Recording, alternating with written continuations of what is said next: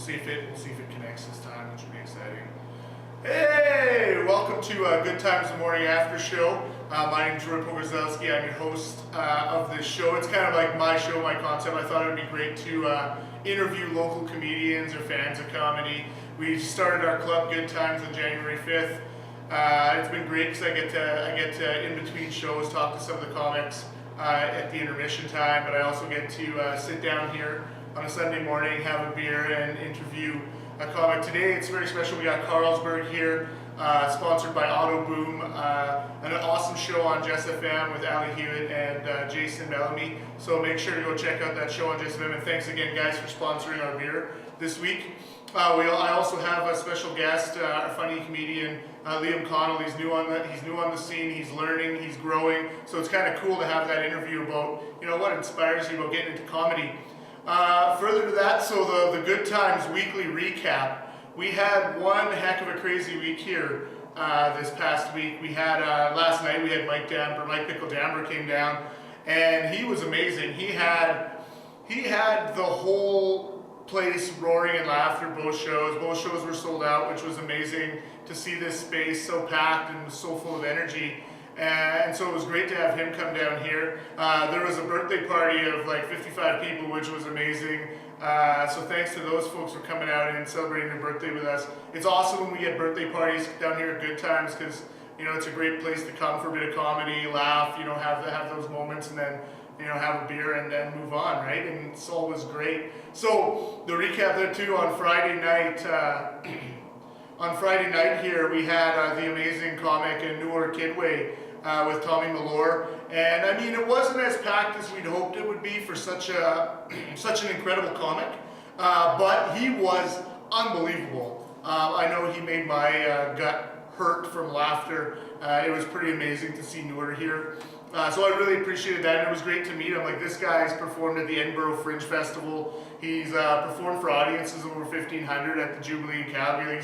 He's in Toronto. He travels around. So what a pleasure. We'll definitely have Noor back. He was just absolutely funny. Pakistani comic from High River. So it was really kind of cool to see that diversity in our comics as well. And then Thursday night, it was another unique night because we had open mic night, and we had actually a really well-known comic, Quincy Jones, go on stage. Just kind of surprised, like he's a well-established comic, and he just kind of came on stage and he started doing jokes, and everyone was just laughing in stitches. It was a decent audience. We saw some new people take the stage. So if you think stand-up comedy is for you, Thursday nights here at Good Times, it's the perfect chance to get on stage because you're around a big supporting cast of comics who have either always have been in the same situation or are currently in that situation. So it's good to pick each other's brain and get ideas from each other.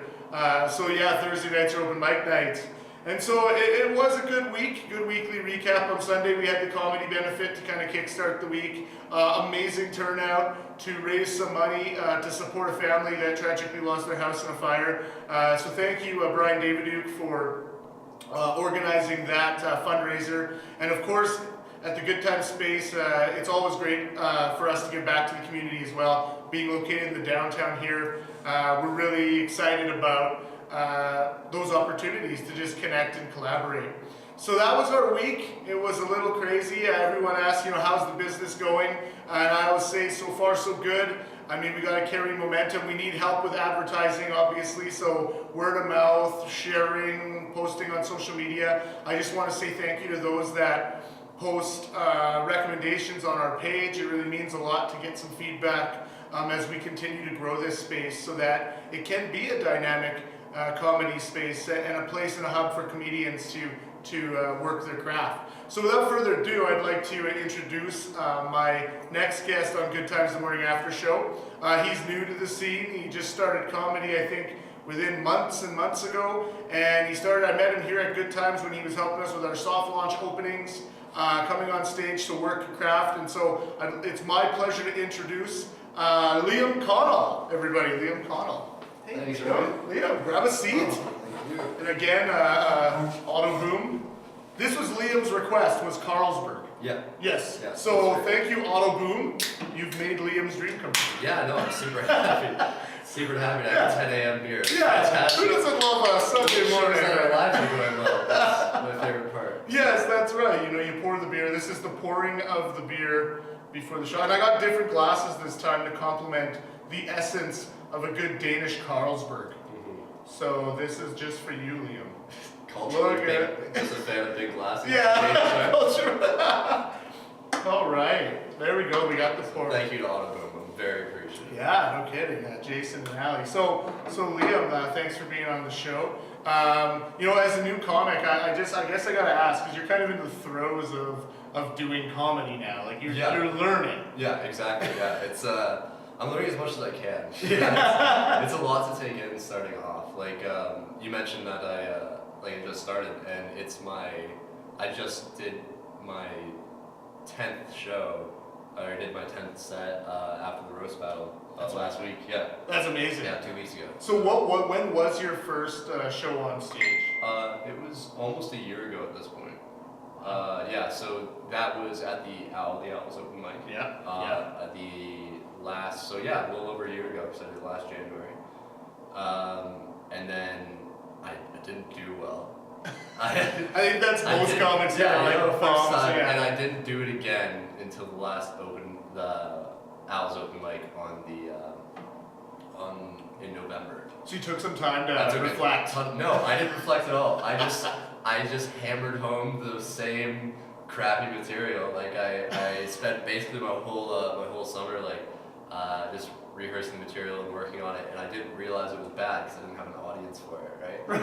No one was telling you that kind of. Exactly, that's bad because I'm just talking to myself. And I was up in Calgary for the summer, and I planned on doing sets at open mics at Yuck Yucks, and I just never got around to it. And I just positively reinforced this bad idea. I didn't know the difference between something that's interesting and something that's funny. Right. Yeah, because you go up there and tell a story, and people are like, "Where's the punchline, bro?" You know, that's part of the comedy, right? Yeah. You can tell a story forever, yeah. But if it's not hitting laughs, then yeah. It's kind of like, well, exactly. What are we doing here? One thing that's new is setting up.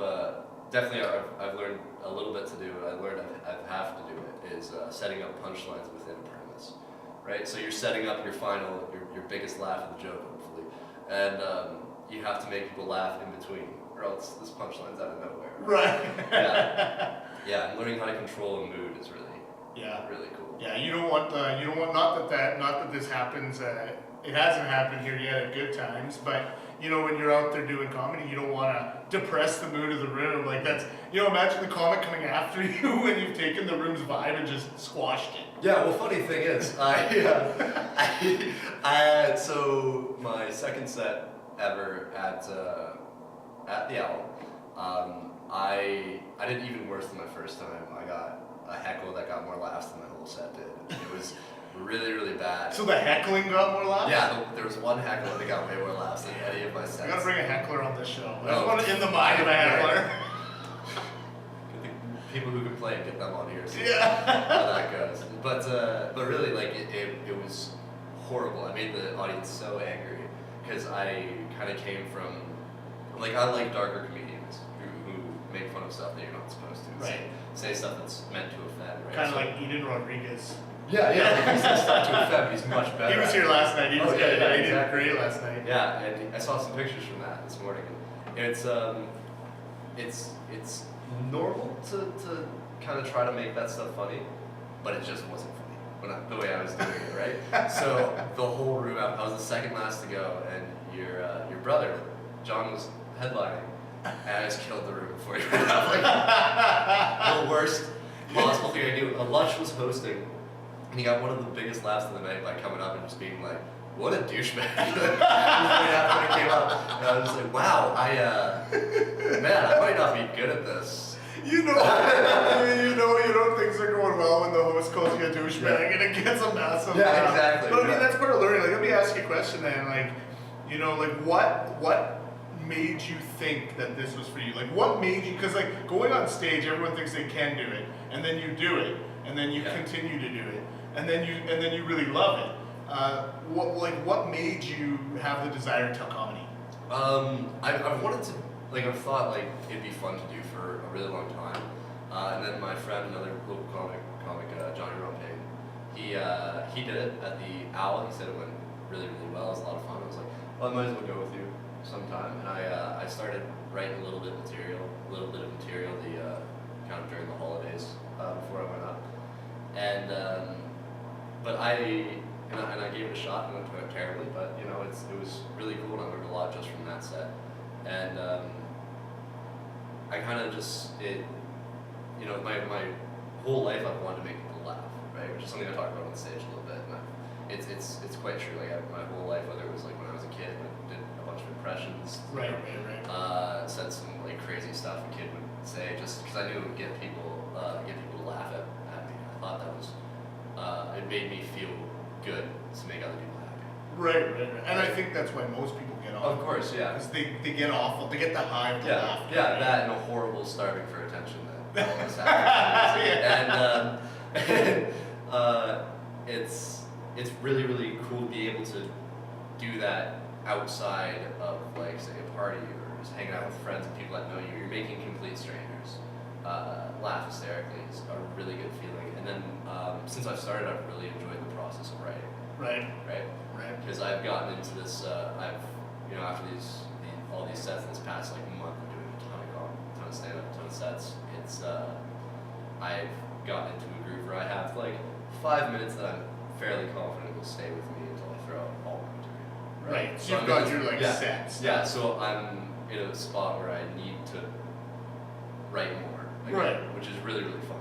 Right. It's so nerve-wracking, but it's really, really fun. So I always enjoy writing creatively, and this gave me an outlet to do that, which is really awesome. I really appreciate that. You know, like I tell John, like I'm more of a writer than I am a performer of comedy. I mean, I can go on stage and talk about, you know, academic things and stuff like that, a serious platform. But going on stage, like, I give a lot of props to new comics because, like, you got to get in the clique of comics, right? Like, there's comedians who've been performing together for 2, 3, 4 years, you know, and then you come in as the new person. Yeah. And it's like you got to earn your way into that kind of, grouping, right? By being funny. Because if you're not funny, then you're not really a comedian. You're just someone on stage, right? Exactly. And it's one of the funny things is that, like, even though now I'm doing much better than when everybody first saw me, which was that my last open mic at the Owl.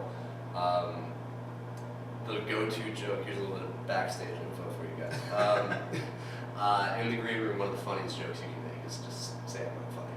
Like, say that I don't belong to be there. Like, it's still like you have to kind of work your way and like earn the respect of comedians, which makes a lot of sense, right? It's just like anything. One of the most rewarding things is when a comic who's been doing it for a year, 2 years, 3 years, sees your set and you've felt yourself improving, and the final like nail in the coffin is like I can get better. Is when another comedian goes like that was really funny. Yeah, you've improved. Like, that was good. Like Well, acknowledgement of that. And I find in the green room, like, a lot of comedians, they come together and give each other advice. Like, I mean, and I mean, taking that much needed criticism and advice is vital towards improving. Because they're the ones watching your set. They're the ones hearing you day in, day out. Every week, Right. Watching where the audience engages you and where they've kind of backed away.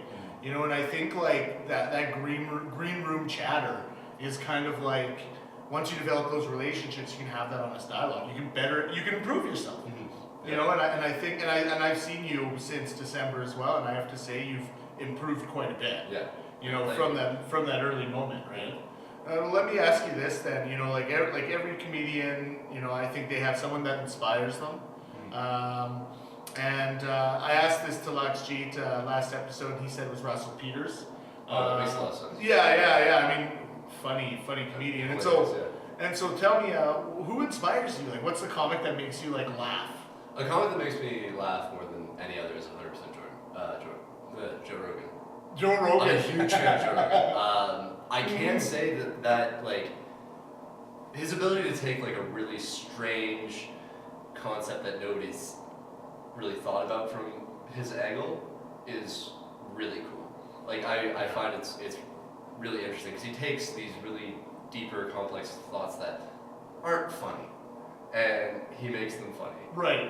It's probably my favorite comedy special of all time, except for Eddie Murphy Raw, is triggered Eddie doesn't. Yeah, Eddie Murphy Raw is the best comments. Maybe we can check that out. And he talks about like, what if dolphins are just people? Like it's such a stupid concept, but he goes really in depth with it. You can tell he like worked it through and really explored all his possibilities. And but I don't think that I'm like that on stage. Like if you were to take our sets, put them against each other, you want to be like, wow, that bald guy's a much better comedian.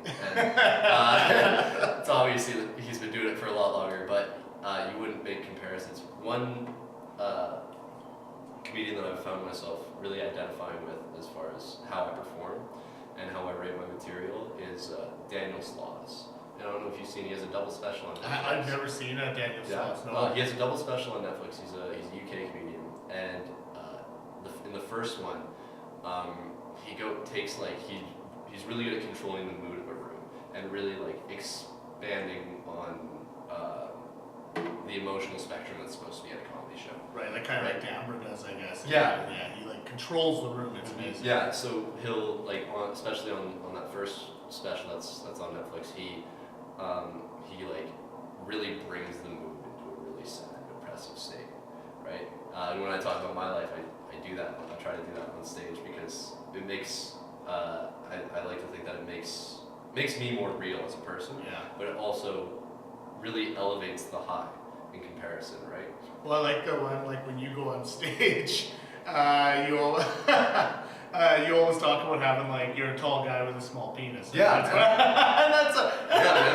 Hey Facebook. So we share that with all our viewers. Yeah. You know, tall guy, small penis. I am throwing that joke away, so it is. You're gonna retire it? I have to because it's obvious. That's funny. I've been because the origins of the small penis joke was your brother giving me advice of just like nobody's relating to you on stage. You're going up there in a suit most times, and you're a tall white dude. No matter what you say, you're talking down to people, so you have to be more relatable if you're going to keep up that nonsense, right? And so it's not true, is what you're saying? Probably is. This is the exclusive. Comparatively like other people, yeah, probably. But hi mom. And but yeah, it was my joke to be more relatable, but I'm trying to kind of throw away everything that would be like hacky. Like right. Everything that if you were to go and say, hey, I want to do my first set, the obvious things that you would think of, I want to kind of get rid of that from what I like. Say I have 7 minutes right now, and 2 minutes of that is stuff that somebody thought about on the drive to go see the show that they would make themselves if they were to do the amateur night. Right, you would kind of observe things. You go up immediately at where you are. Right, like you go up to Calgary. Exactly right, and I do that if I do that up there. That's I think the second last set I did, I was like the second person to do a small dick joke, and it was. I did it, and it was like, people were just like, haha, you said penis on stage, that's cool. It's just something that I think every male comic has is some sort of joke about their penis, and I think, a lot of the more mature ones have gotten rid of it, because it is so hacky. Anyway, you were saying. No, that's really good segue, because you're right, like, a lot of people come to, especially amateur comedy, when they come to see amateur comics, they're expecting, they know it's not polished, like they know it's not like the high-end material that you're gonna get. But at the end of the day, you're right. Like if every comic goes up and does a joke about their private parts, it's like okay, small dick, big dick, and like you gotta move away. I agree with you 100%. When you're starting to advance in comedy, I think you gotta move away from some of the things that you're right are a bit hacky, a bit childish even on stage, right? Like people will see and notice when a comic start a polished material versus like, hey y'all, look at this on my body. Well, my current closer, without giving away too much about it, but just give us a little piece, so you'd have to come see Liam performing. When Stephen Hawking was alive, he couldn't walk, and now he can't walk as well because he's dead. All right, excellent. Great. That's the most bland version of that. That I can tell, but. I promise it's a little bit more tasteful. Yeah. But that is definitely my most polished joke for sure, and it's the reason I close on it. That's right. besides it being like a really, really funny joke, at least to me. But it's, I think, another comic gave me this insight is that you can tell it's really well written, because I haven't been doing comedy a long time, but I've been telling that joke for like 3 years. Right, so you tell it to your friends. Yeah, tell it to my friends. Yeah. It's been structured, it's been reworked, right? And it was really a really interesting journey, bringing that on stage, being like, this isn't going to change. It's always going to be the same way, because I've been telling it the same way. But I do it, since I've done it on stage, there's been so many more elements to it, right? Mm. That would never work, just me and you sitting here, talking about it, Well, of course. I mean, it's just the stage is so different. Like public approval from strangers is so different. Well, and you feel like when you go on stage, and I mean, I've only done this maybe I've only done this like 4 times, right? And I bombed once too, really hard. I think I was talking to Cole Howell last night, and we both talked about like bombing in a certain specific room in town that we both bombed on equally. It was a tougher room, right? Just the way the room was set up. And I went on that room unprepared, which is pretty bad, but I went on to tell jokes that I've prepared in my mind forever. And when you get crickets, oh, it's rough. it hurts. It's rough. When you plan on an applause break, especially, when you plan on an applause break that doesn't happen, when it happened before and you haven't changed the thing about the joke, you're just like, you pause expecting it, so you're just like, so like I'll say like, haha, Liam has a small penis, and then nothing, and it was like, it's like, oh no, like what are you gonna laugh at for the rest of this thing if you're not gonna laugh at the stuff that everybody laughs at? Yeah, right? that's a tough one, man. And I just say like, I know like it's funny too, because I've talked to a few comedians, and maybe you can weigh in on this, but I like, for me, if I were bombing on stage, I'm done. Like the moment one of my jokes like just like stifles a cricket, I'm like, all right, everybody. Like that's been my time. Even if it's like 50 seconds, yeah, I feel like I'm not owning that. Like I feel like you have to start your bit well. You have to get them on your side. yes. Then they're gonna laugh at whatever you say. Yeah, like that's one thing. Like going back to my issue when I in my first few sets, I wasn't relatable enough, right? So starting off with a bit that puts you on the same level of someone, especially if you do comedy in suit where you're a 6'2" blue white dude, like you have to get people on your side, and when you do that in your first bit, making fun of the abnormality, big nose, Sure. lesbian haircut, Quote unquote. other people's words, not mine. And it's something that says like, oh, this is a person, but it's a person that I can relate to, right? Everybody has insecurities, and talking about real things is a big part of that, right? Well, and people really come here for comedy. Like when they come here, they're coming into a room now that is designed for comedy. Yeah. It's designed for laughs. Yeah. It's in a basement. Yeah, in downtown Lethbridge. It's super isolated, right? Yeah. I think my worst set here, besides my very first one where I was still doing the old material. Yeah, I remember that one. Not funny stuff. I got the light for the first time, and I was never like more grateful to get a light. So it's just saw a red flash. I was like, cool, I can just finish up right here. I can just get off the stage. And there was and I think it was the only time that somebody didn't come here for comedy, because it was a group of 4 people that were literally just pulled off the street To come here, really? On one of the soft launches? Like 2 weeks ago. Really? At the open mic. And that's amazing. Because one of the comics was just like, hey, what are you guys doing? As they were walking by, they're like, nothing. And he said, why don't you come in and enjoy some comedy? And they were like, okay. And they came in and they watched. They sat kind of like in the front, like the second row, and they were just talking to each other and laughing amongst themselves at their own jokes. And I did something that I did the week before, and I just walked. I did my first bit, and they were just not paying attention. So I walked into the crowd. I told a joke to them, and they were still looking away from me, and I was like, oh no. I just walked back on the stage, real sad, and I was just like, there's just no getting this group of people's attention because they're not here for comedy. But with the exception of that, people are coming out to good times Yeah. for exactly that. Like a good Yeah, time. they want to see. Yeah, exactly. Yeah, I mean, and like the name of the the name of the club kind of came. It's like Cheers, right? Like, Cheers. Oh, it's Cheers inspired? Wow, never would have Well, guessed not that. really. It's Doesn't like look the same to me, folks. no, no. But like that name, like everyone's like, okay, we go to a bar, we say Cheers, Yeah. right? Makes sense. And people, Yeah. that becomes like a hit show over 10 seasons, Yeah. right? And then so for us, we're like, what would inspire a decent name of the club? Without even thinking of that, we thought like Good Times. Yeah. Like why we don't need to be something pub and grill because we're not a pub and grill. So it's like Good Times. Yeah. Like when you come here, we're hoping that you have a good time, and that's why comedy's so good is because it inspires.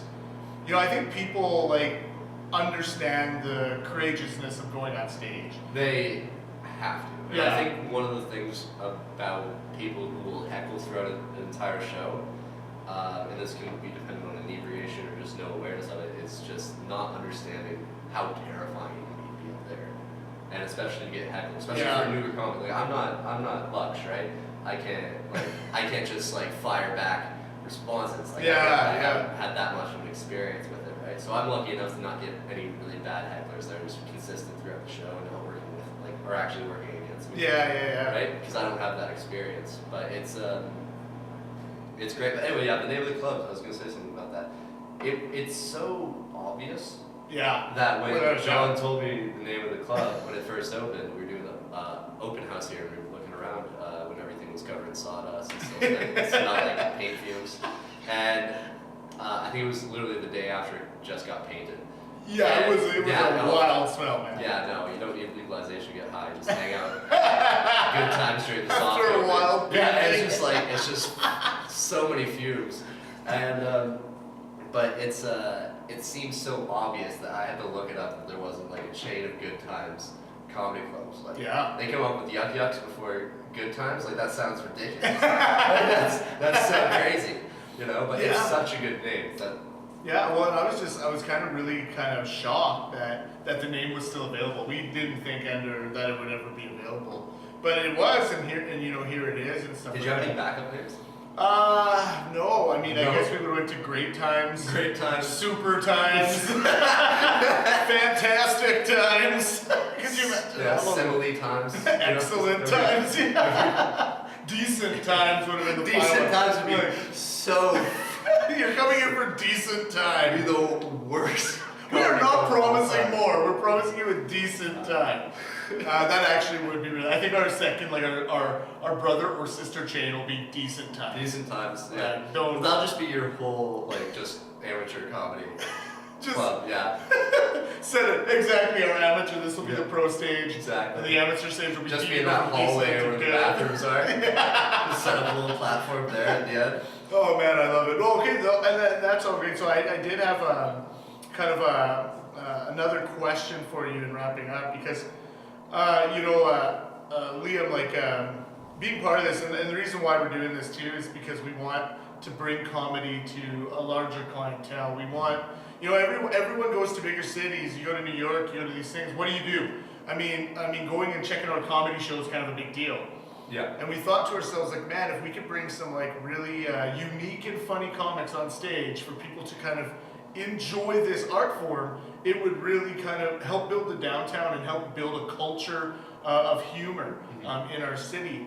So that being said, like, where do you foresee yourself going with all this? Like, where do you want to be? Or is just stand up on stages like this fine enough? Or do you find yourself writing? Do you want to be more involved? Like where do you see your future in this? I don't foresee myself having a career in comedy. I want to be a lawyer. That sounds like an amazing dream to me, right? You can defend all the comedians when they get Yeah, screwed on stage. Try my best. Some of these guys are really indefensible. That's true. Some of these non-binary folks are really indefensible. Yeah, true. Yeah, it's them. They. But no, so I foresee this being a lifelong hobby that I do, and the goal is I'm kind of setting my goals by the time that I can spend on stage, right? So right now, as we talk, I have a solid 5 minutes that I can rely on to get some pretty good laughs. You know, I have punchlines that I know no matter what, people will laugh. Like even if I'm having a bad set, I have, you know, a few punchlines in there that people are gonna laugh at. Excuse me. And it's really comforting to have that. But I want to, you know, my next step is, you know, say I have 7 loose minutes now. I want to get, my next goal is 15 tight minutes of comedy. Right. Bring to a bigger stage. Yeah, exactly. So I'm not thinking necessarily of going out there and being like, oh, in a year I want to be headlining a show. In a year I hope to have, you know, 30 minutes. Nice. Right? Which definitely wouldn't have been possible with this former format of Lethbridge comedy, right? 2 shows a month is not helping anybody develop material. And getting 3-4 minutes, yeah, right? Like exactly. sometimes here on an open mic night, like if you want to take the liberties, if you're on a roll, no one here's going to stop. Yeah, you're not going to get a light if you're making a crowd, you know, holler, right? And you have the chance to kind of expand upon your material and really discover what's funny about it that you didn't see before, right? So what's really nice about you guys opening up this club, before you opening up this club, is that you have given the opportunity for comedy to not only exist here, but thrive in a way that wouldn't have been possible with the standard format before. And grow it. Yeah, exactly. And there's just no supplementation for having a club that will give you a set at least twice a month. Right, and now as an amateur comedian, you can come on stage here every open mic night. That's 4 times a month. You can, there's other opportunities, there's benefit, you know, comedian benefit days. There's also like, you know, the opportunity, like we really like to promote local comedians for our big acts. Like unless they're bringing an act that coincides, like for example, Newer Kidway brought with them Tommy Milor. Milor. And then Lux was able to go up on Friday, right? No. No? Lux G was not. He was. On Thursday, he did some things with Quincy. I mean, that's what it was. Okay. But it was Noor brought down his friend Tommy, and when I was talking with both of them, I said, hey, you guys probably know each other, and you know, like those folks, like they've both been on Yak Yaks. You know, they've both done a lot of comedy over the years. Yeah. A lot of comedy. I think Newer Kidway even opened up his own gig in Calgary, his own kind of club and venue for comedy. Right. And so like, talking to some of these more experienced comics, they know each other on the circuit, and so they know who to pick to open for them because the styles assist each other, and I really appreciate that about the art form. So like for us too, like we try as much as we can when we get a headliner. Like last night, you know, Cole and Eden went on stage. Yeah. Both did phenomenal. Both were amazing. I told Eden after his first set, one of the best sets I've ever seen him do. Couldn't believe it. But we want to give local comedians that level of spotlight. Like down the road, it'd be amazing to have a local comedian headline and sell out a show here. Yeah. Like, wouldn't that be cool? Which formerly wouldn't have been possible. No, because if you're local, you got to go to like another market to try. Exactly. You know, and that's not. You know, we're nearing 100,000 citizens, and then surrounding, I think I'd say it's about 120,000 with all surrounding.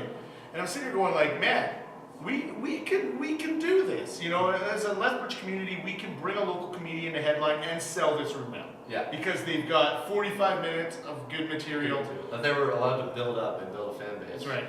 Via this club. Right, and nobody's going out to the Owl. All due respect to the Owl, it's an amazing opportunity. Of course, It's a very interesting room to do as far as crowd control. It's really fun, but nobody's building up. You know, 45 minutes. You know, once a month. Right, and once a month, and building a fan base off of once a month. That's right, and you want like young comedians. Like what me and John have always said. Like it would be so cool if like a comedian was on our stage. They got their first shot on the Good Times stage, and then all of a sudden they found themselves in LA or New York doing some crazy stuff. Mm-hmm. And then we could put their picture on the wall of local fame, you know, like, I mean, that would be kind of cool, because I'm a big fan of comedy, you know, I watch you guys so much all the time, and I see the improvements, I see the delivery, and honestly, there's just like so much improvement over the longest time. Like, I'm just so impressed with our local talent. Yeah. You know, yourself being included. Like when I first saw you here, yeah, I agree. Which I did not do well. Everybody, my first set here was still with the old material, as I said before. It was not good. It was bad. Some would say. Let's just say it was unique and different. I got one good laugh, and it's not where I planned on getting one. Well, and like when I saw him, like, cause I didn't know you, right? And I said to John, like, who's, because you're the most well-dressed guy in the room. Yeah. Cause you work at an amazing establishment. I sell suits here in town, so it's kind of like coming from work, and I've developed this wardrobe through employee discounts, and it's and you Which know, so I'm jealous of. I dress beyond my means in quite a legitimate way, so I get so you know, my wardrobe has been consumed by men's formal wear. And it's, and where it used to be consumed with women's formal wear, but that's an old life. Yeah, I want to know more about that. This time on Dateline. But really, like I have this wardrobe. Like it's hard for me to find a T-shirt in my wardrobe now, which is very peculiar. You got a lot of suits. For a 21-year-old guy. Barney Stinson, you a fan of Barney Stinson? I've never heard of him. But What? Yeah. What? I have no idea who that is. Yeah. Come on! Well, I assume he's a comedian. No, it's Neil Patrick Harris on How I Met Your Mother.